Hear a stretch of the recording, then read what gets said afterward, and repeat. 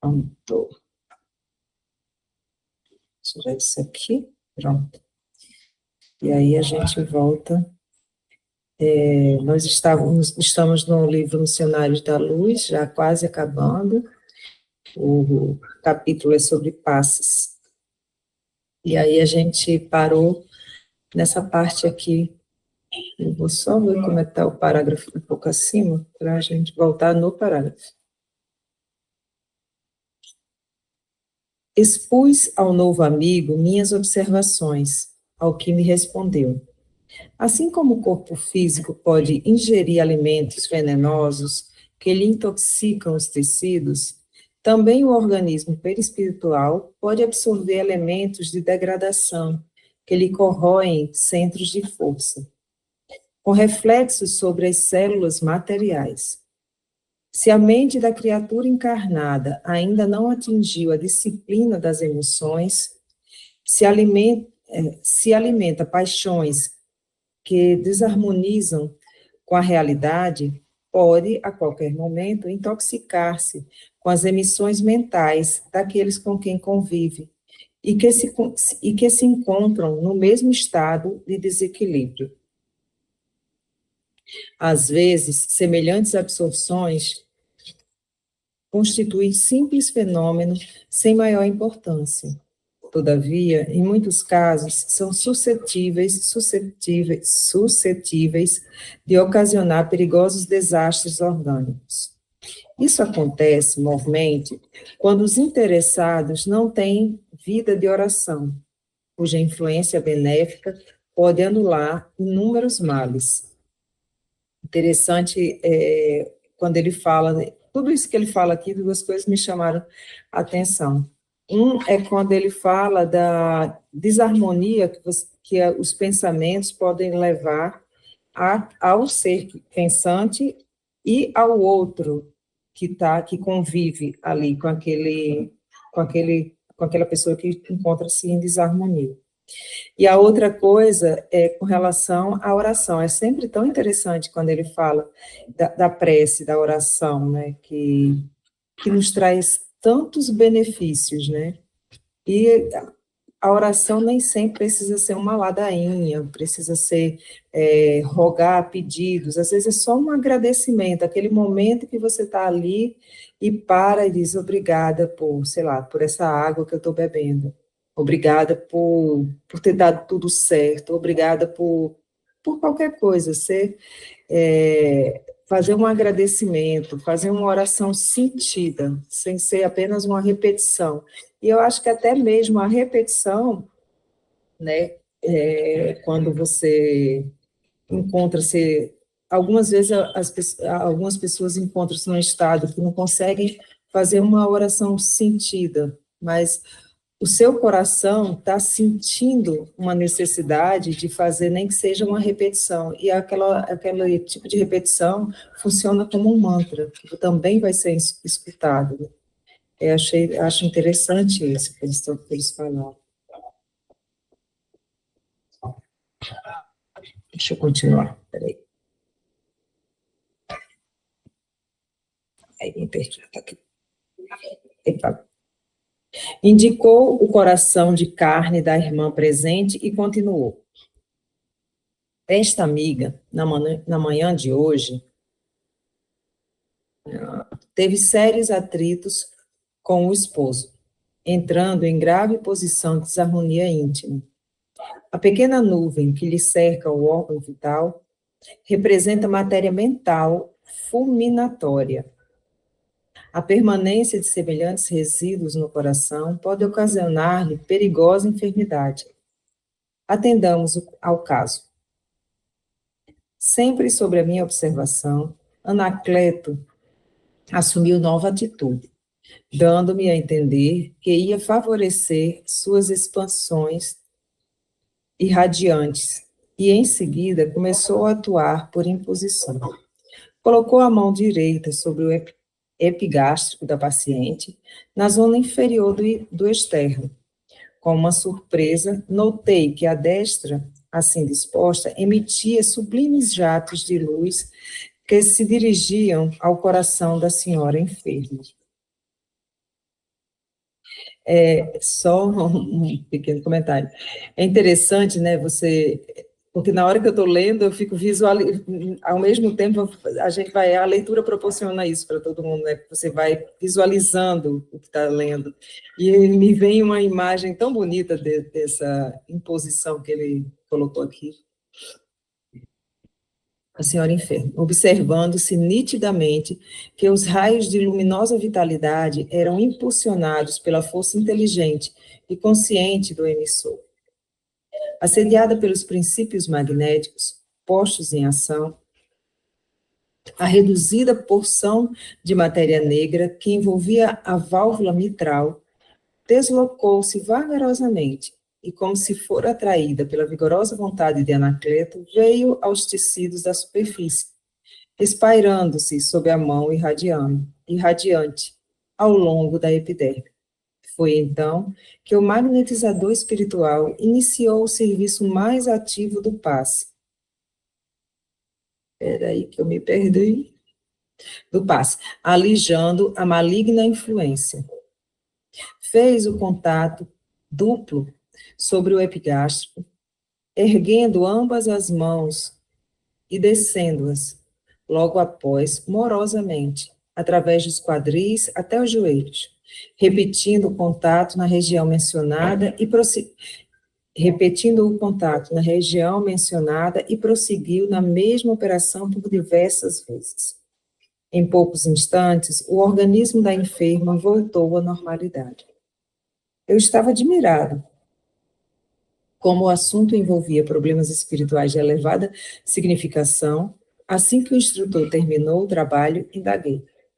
Perdoe-me a pergunta, mas na hipótese de não se socorrer esta irmã da colaboração de uma casa espiritista, como se haveria com a doença oculta? Estaria ao abandono? De modo algum, respondeu Anacleto sorrindo. Há verdadeiras legiões de trabalhadores de nossa especialidade, amparando as criaturas que, através de elevadas aspirações, procuram o caminho certo nas instituições religiosas de todos os matizes. A manifestação de fé não se limita à simples afirmação mecânica de confiança. O homem que vive mentalmente, visceralmente, a religião que lhe ensina a senda do bem está em atividade intensa e renovadora, recebendo por isso mesmo as mais fortes contribuições de amparo espiritual, porquanto abre a porta viva da alma para o socorro de mais alto, através da oração e da posição ativa de confiança no poder divino. Eu tenho um questionamento, se alguém puder responder, com relação a isso, que ele fala aqui, ó.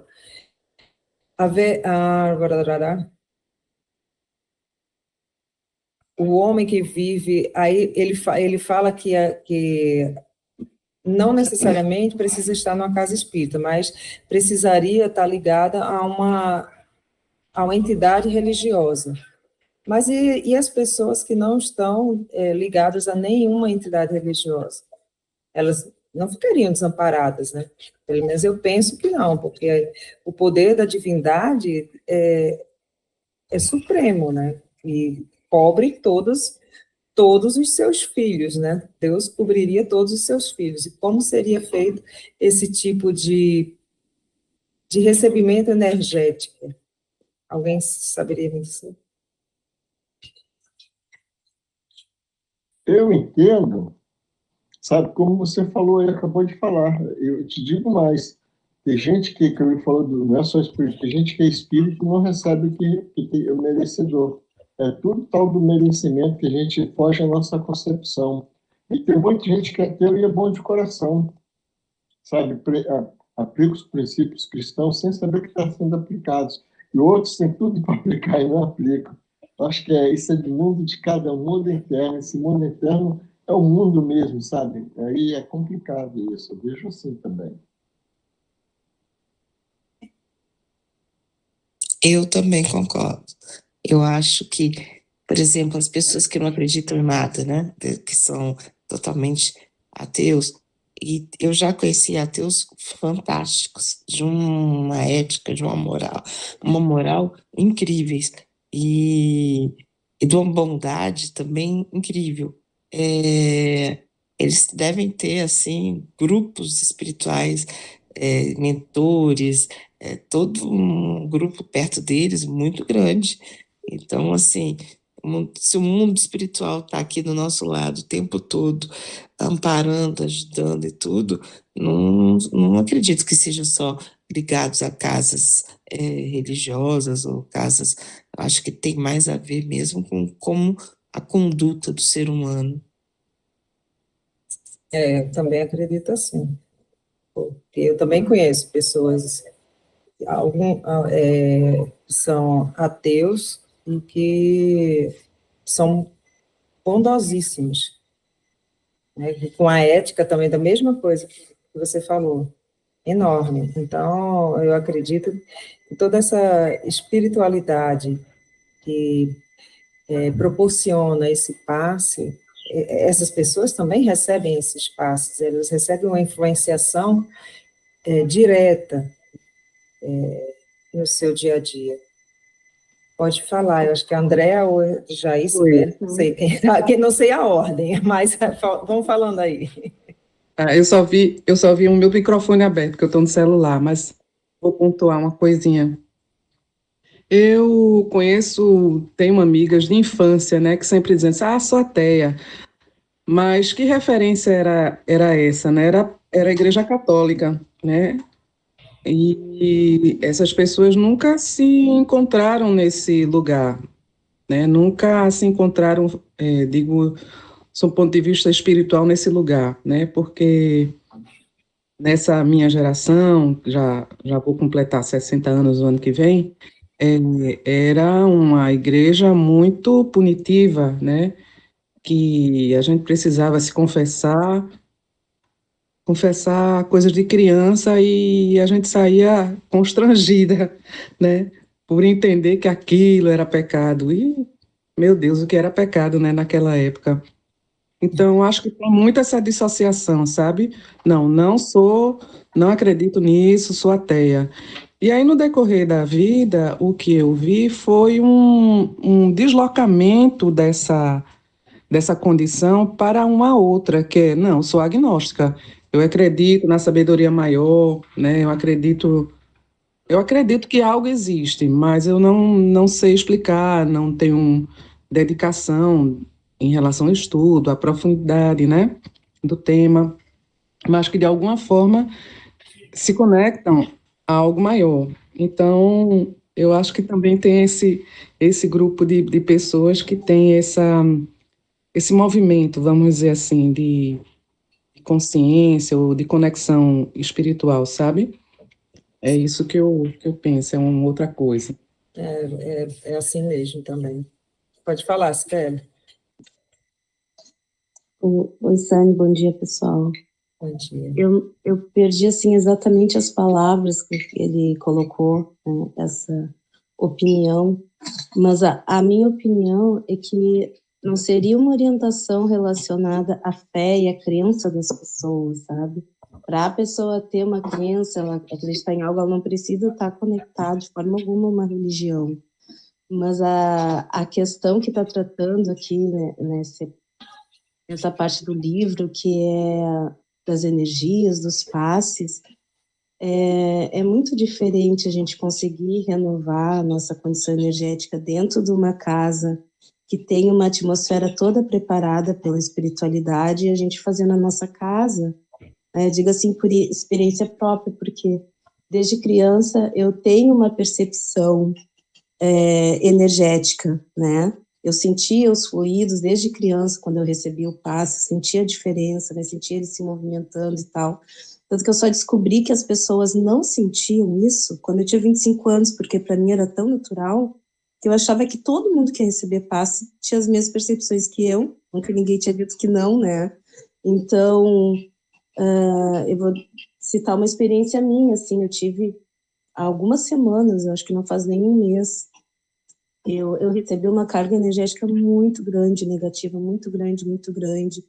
E eu usei, assim, todas as técnicas que eu conheço, do autopasse, banho energético, meditação, né, os acompanhamentos aqui diários com vocês aí durante as meditações, eu pedia, né, o meu reequilíbrio, e eu tava com muita dor, eu sentia aquela energia deletéria nas minhas pernas, eu tentava me limpar e não saía, e era muita dor, muita dor, muita dor. A quinta-feira à tarde é o dia que eu vou para a Casa Espírita aplicar passe, eu fui, aí é como se tivesse aliviado a metade das minhas pernas, sabe, a parte até o joelho aliviou, mas do joelho para baixo continuava, e eu precisei ir eu fui noutra Casa Espírita à noite para receber um passe, para conseguir melhorar. Então, às vezes a gente até sabendo, conhecendo as técnicas e tentando, né, tem muitas forças que a gente não consegue sozinho. E o ambiente de uma casa, não estou falando do casa espírita, né, qualquer casa de Deus, ou né, que tem uma energia elevada, funciona para isso, né. Tanto que, como evangelizadora, eu sempre orientei as famílias assim, ó, não precisa impor uma religião para as crianças, mas levem as crianças num lugar que elas possam, porque elas absorvem essas energias deletérias muito mais que a gente. Elas se congestionam os chakras muito mais facilmente, porque os chakras não se desenvolveram ainda, então é como se eles entupissem mais fácil, são menorzinhos, né? E aí, como elas absorvem muito, principalmente na energia dos pais, né? As crianças são médiuns dos pais, eu sempre oriento, e levem em um lugar que seja, né, num culto, qualquer tipo de templo, numa igreja, mas que tenha esse outro ambiente onde as crianças possam receber essa limpeza, né? Porque sozinha é muito difícil.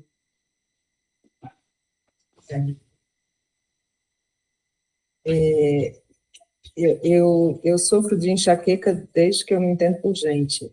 E, às vezes, não tem medicamento que passe facilmente, mesmo fazendo tratamento, enfim. Mas uma coisa que, algumas vezes, quando eu estou numa crise muito, muito séria, muito forte, e que o medicamento não está agindo, eu tento ficar em prece e tal, e aí, logicamente, eu peço ajuda de Silvio, e é interessante porque ele começa a colocar a mão e fazer oração, é assim que a gente fica, né? E aí é uma melhora, não vou dizer que é instantânea, mas normalmente melhora muito, porque eu acho que ali vem a imposição energética é um passe, né? Não deixa de ser um passe. E uma imposição energética que vem do alto, que vem dele, que vem do poder da oração, acho que é um misto, é um combo, né? E normalmente me faz melhorar. E a partir dali funciona para que melhore. É interessante todo esse movimento energético, né? E que faz com que a gente se reequilibre, mesmo dentro de casa, né? No caso que a Sibeli estava falando, da casa espírita e tal, mas isso é dentro da nossa própria casa. Vamos continuar.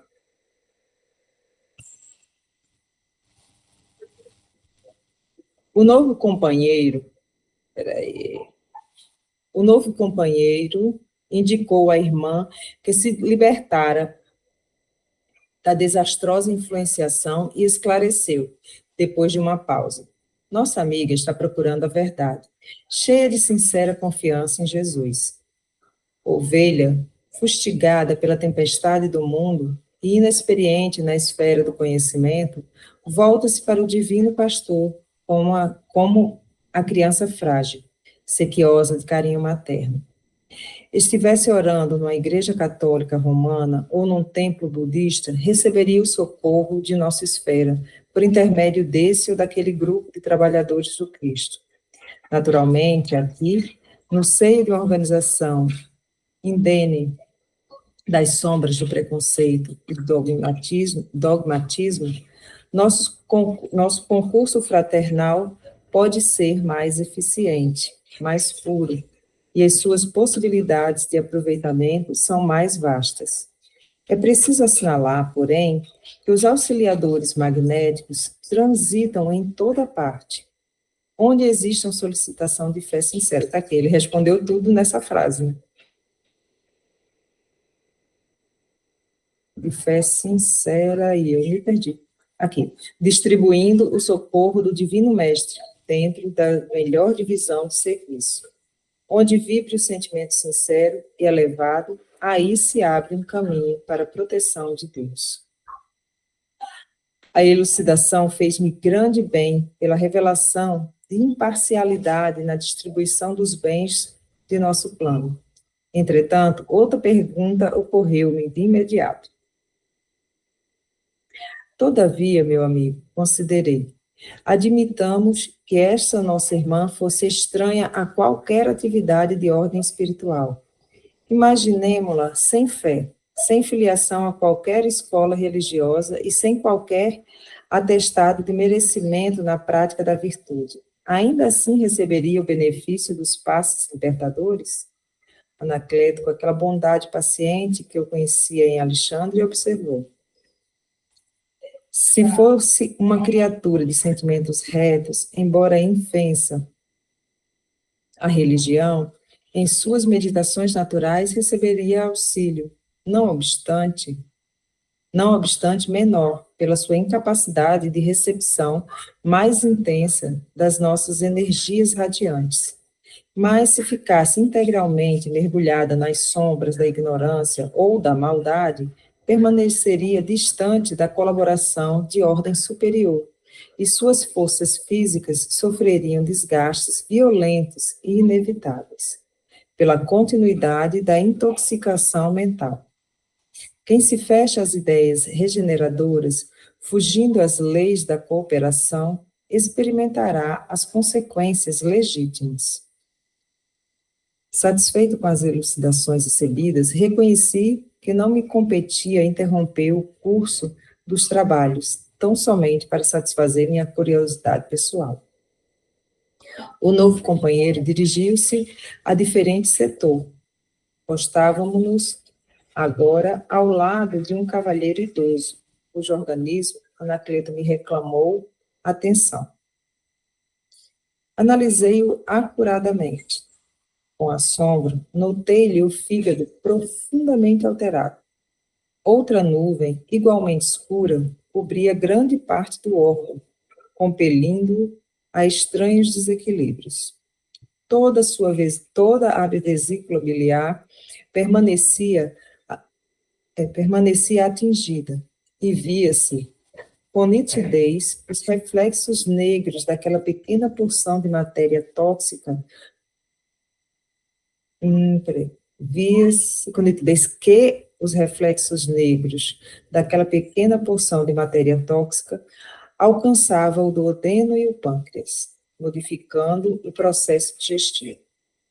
Alguns minutos de observação silenciosa davam-me a conhecer a extrema perturbação de que o órgão da bile se sentia objeto. As células hepáticas pareciam presas de perigosas vibrações. Enderecei ao amigo espiritual meu olhar de admiração. Observou, disse ele bondosamente. Toda perturbação mental é ascendente de graves processos patológicos. Afligir a mente é alterar as funções do corpo. Por isso, qualquer inquietação íntima chama-se desarmonia e as perturbações orgânicas chamam-se enfermidades.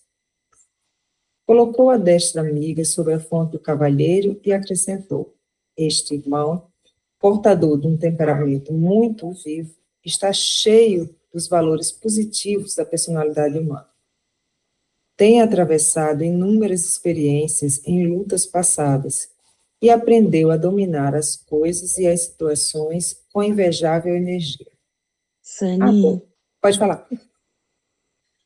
Eu fiquei um pouco confusa com esse conceito da desarmonia, né, e enfermidades, foi? No celular eu não consigo ler. Vou voltar, tá mais para cima, tá aqui, ó. Porque a gente sabe dessa conexão que tem mente e corpo, né? E quantas vezes a gente ouviu, né, que determinadas, por exemplo, as pessoas têm muito medo, né? Tá conectada a um órgão físico, as pessoas muito ansiosas, conectadas a outro, né? Como que eles fazem essa separação assim tão brusca, né?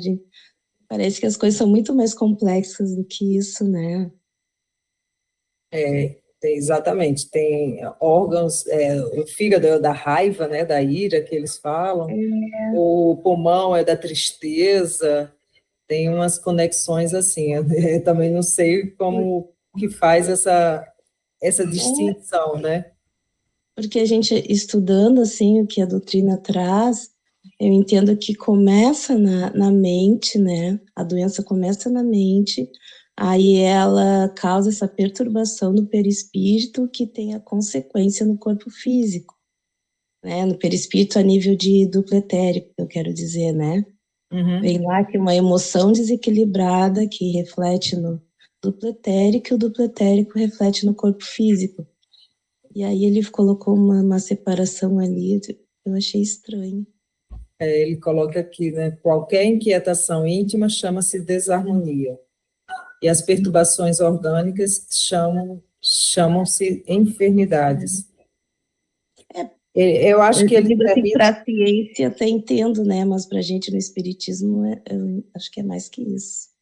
Eu acho que o que ele quer colocar é que as desarmonias, quando a gente está com muitas perturbações mentais e tal, terminam levando a perturbação orgânica, que é a doença.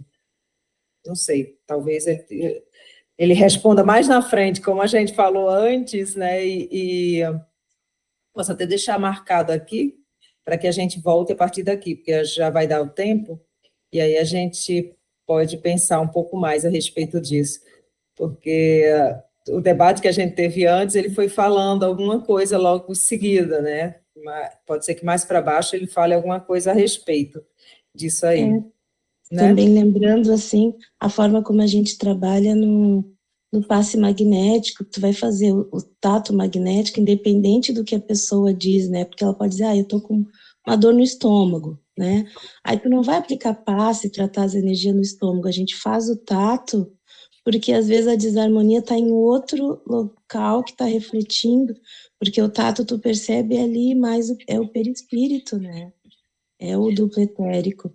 E aí a desarmonia está em outro local, não só lá no estômago. Então, tem que tratar o ser completo, né? É interessante que, assim, cada casa espírita talvez tenha a sua forma de trabalhar. E eu lembro que na época que a gente era vinculado a uma casa e eu trabalhava nessa parte do passe magnético. E também trabalhei no setor de cura. E eram tratamentos diferentes, porque assim, você está falando que a pessoa chega no passe e diz o que ela sente, né? E, na verdade, nessa casa que eu fiz parte, a gente não sabia de nada do que a pessoa estava sentindo. Ela passa por uma conversa mais fraterna com um grupo, depois ela vai para o local do passe, e ali ela chega e só recebia essas energias. E quando tinha algo mais específico, ia para o outro lugar da cura lá. E normalmente era um passe que você fazia um curso para fazer esses passes, né? Para aplicar esses passes, mas você não sabia de nada da pessoa a respeito. Você fazia todo aquele processo de limpeza, de transmissão do fluxo energético, mas sem saber se ela estava com uma dor de cabeça, se ela tinha brigado com alguém, se ela estava com raiva, com o que quer que seja. Fazer todo aquele processo lá do passe sem saber de nada. As pessoas preenchiam uma ficha porque a casa tem os procedimentos específicos para algumas coisas, por exemplo, o passe para desobsessão é bem diferente, né? Normalmente tem que ter no mínimo 2 pessoas, desobsessão. Aí, por exemplo, passe para grávidas, é bem específico, né? Até Sim. poucas pessoas que... Aí eles têm um protocolo específico para autistas.